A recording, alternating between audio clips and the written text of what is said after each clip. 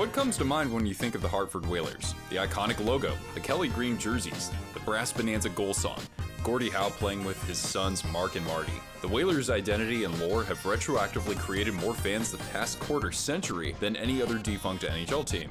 In a way, the spirit of their heyday lives on with new generations of fans. But as the 1980s turned into the 90s, the contagious vivacity and rapport between the organization and its supporters began to fade. Crowds thinned out, beloved players and promising talents were traded away, and rumors of relocation began to swirl between the fans and the media. But what did it take for all of that to happen so quickly? Well, in this video, we'll explore the fall of the Hartford Whalers, inspired by this comment from Caradine. I'm Nick, and you're watching Twisted Wrister Hockey. To truly comprehend the downward spiral of the Whalers, we need to understand what made them great in the first place. Our story begins at their apex, the 85-86 season, smack dab in the middle of the Edmonton Oilers dynasty. Now, Hartford didn't boast generational talent like Edmonton, but the sum of their parts made them a pain in the ass to compete against.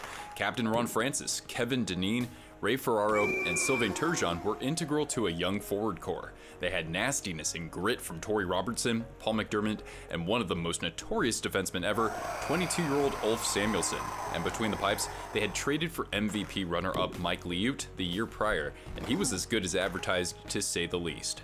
That year, Hartford finished with its first winning record as an NHL franchise. They also broke a 5-year playoff drought, and that set up a first-round best-of-5 series against another relatively new team, the Quebec Nordiques. The Whalers escaped Game 1 with 37 saves from Liut and an overtime goal from Turgeon. Then they cruised in Game 2 with contributions from further down the lineup. But they saved their best for the series-deciding Game 3, a 9-4 beatdown that put the rest of the league on notice. Number 44 to Turgeon. And clearing it out of there. Racing after Tippett. He pokes it around Malarchuk, trying to get in front. Shoots. He scores! Ron Francis for Kevin Dineen. Back to Francis all along. He scores! Now, the Hartford Whalers eliminate the Quebec Nordiques in 3 straight games. The final here, 9-4. They love it in Connecticut. This would be the Whalers' lone playoff series win in Hartford, and yet the division finals against the would-be champion Montreal Canadiens may have been an even more impressive performance, especially considering 1, an injury to Liut that had sidelined him for most of Games 3, 4, and 5, and 2, Francis's broken ribs from Game 3. Trailing 2-1 in the series, the Whalers held on by the skin of their teeth, triumphing 2-1 in overtime of Game 4 and 1-0 in Game 6, both winning goals coming from Dineen. The Cinderella run was still alive when, with under 3 minutes left in Game 7, new Whaler Dave Babbage lit the lamp to help force overtime.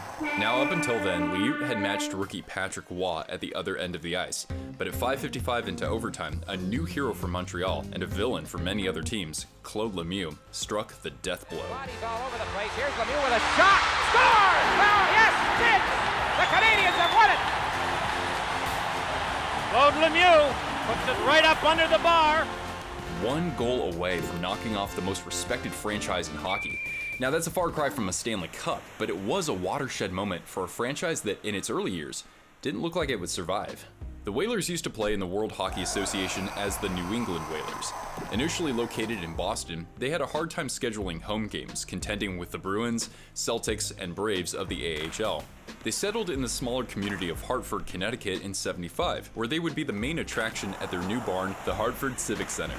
And as that was under construction, the team played 25 miles north in Springfield, Mass. But just 3 years into its use, the Civic Center roof collapsed 83 feet to the ground during a brutal snowstorm. It would take 2 whole years to repair, so back to Springfield went the Whalers. In 1979, amid financial and legal troubles, the WHA merged 4 of its clubs, including Hartford, with the NHL. So that meant for their inaugural NHL season, the Whalers would play their first 21 home games, once again in Springfield. Could a franchise in this small of a market, not even beginning in their city, be an asset to the NHL? I raise this point because during this period, we have to consider the overall league landscape. After the 1967 expansion, the NHL added 10 more teams in just a 12-year period. But just like the WHA, newer franchises were not guaranteed success. The Golden Seals bounced out of California after 9 years, and after 2 poor years in Cleveland, merged with the North Stars. Similarly, the Kansas City Scouts relocated to Denver after just 2 years, and shortly following the '79 merger, packed their bags for New Jersey. And let's not forget about what was almost the Saskatoon Blues. Hartford entered the league sandwiched between a handful of Northeastern teams with fierce allegiances. They didn't have the Stanley Cups of the nearby Bruins or Islanders, and they didn't have the world-renowned Madison Square Garden. The Devils would arrive soon too. But with fan-focused ownership, active community engagement, and yeah, iconic branding, they fostered a shared passion and rapport with Hartfordites. Hartford wasn't a hockey town, it was a Whalers town. That was the philosophy of the Whalers brand. The excitement of the on-ice product was a means of bringing people together both inside and outside the arena. The basic philosophy of our organization is that we have a responsibility that goes beyond just playing hockey games. We all make our living in this community. Quote, "The off-season was not a time when players went off to lavish summer homes in Kelowna or the Muskokas," wrote Scott Burnside for The Athletic. Many of the players set down roots in the Hartford area and stayed. There were charity softball games in the summer and lots of golf, end quote. For the Whalers' first NHL season, there was a 91 club where fans in Connecticut could take buses along Interstate 91 to Springfield. The players had a tradition of stopping at Wendy's midway and would sign autographs for customers. Their wives, many of them from Hartford, actively participated in the club's community foundation. The fans felt intimately connected with the players and organization, whether that was saying "great game tonight" as the players left the dressing room, or "great game last night" at the grocery store the next day. Even after the team fell to the Canadiens in a heartbreaking 7 games, the city threw them a parade upon their return from the Montreal Forum. We thought, okay, we're going to get in these vehicles and drive around downtown Hartford. Nobody's going to be there, but the streets were packed. With their breakthrough run in '86, the Whalers were able to attract near-sellout crowds for the next 2 years, averaging over 14,000 for an arena that could seat about 15,000.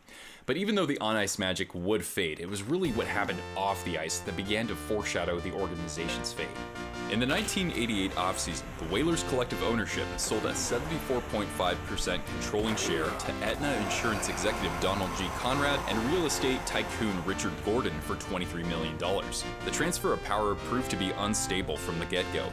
Conrad sold his share to Colonial Realty the next year, but as revenue losses piled up, Gordon knew what had to be done. With Colonial filing for bankruptcy, he bought them out in September of '92. The disconnect from the organization's top trickled down to hockey operations, producing a dysfunctional chopping block of an environment and problems that no amount of time in the penalty box could resolve. Within a 10-year period, the Whalers went through a total of 7 head coaches and 5 general managers. Several trades proved costly to not only the team, but to the franchise's bottom line. Integral components from the '86 run like Demise, Ferraro, and Turgeon were exchanged for good players, but not the future assets they needed, like a first-round draft pick. With fewer household names to cheer for, the Civic Center crowds began to fade by over 30% over the next 5 years, and that's nowhere near the worst of it. But let's just face the facts. It wasn't always brimming with bodies. You could hear the action on the ice, unfortunately. In the '89-90 season, 34-year-old Mike Liu was still a brick wall in net. He was 3rd in save percentage and 2nd in goals against average. However, GM Ed Johnston shipped him off to the Capitals for a first-round bust, 23-year-old Ivan Korovo, who had scored just 37 points in 114 games with the Whalers.